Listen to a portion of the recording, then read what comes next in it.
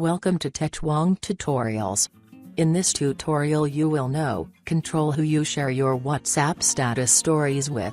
Sharing stories via WhatsApp status grants your friends access to your daily adventures in the form of GIFs, photos, videos, or simple texts. Like Snapchat, stories you share with your contacts disappear after 24 hours, giving you an extra layer of privacy since anything you post will not be permanent.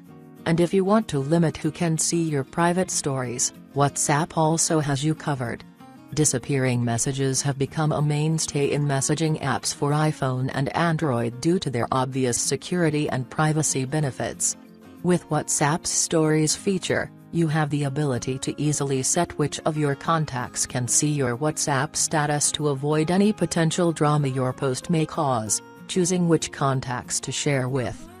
To choose which contacts you want to share your WhatsApp status with, you'll first need to tap on the Status tab. From there, tap the menu button in the top right corner and choose Status Privacy if you're on Android, or simply tap Privacy in the top left corner if you're using an iPhone. Next, you can select which contacts will see your status updates in one of two ways. Either tap on My Contacts except to choose which people you want to exclude, or select Only Share with and tap on the contacts you want to share your status with.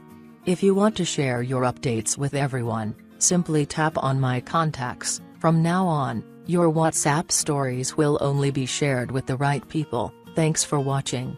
Please share, like and subscribe for more video tutorials.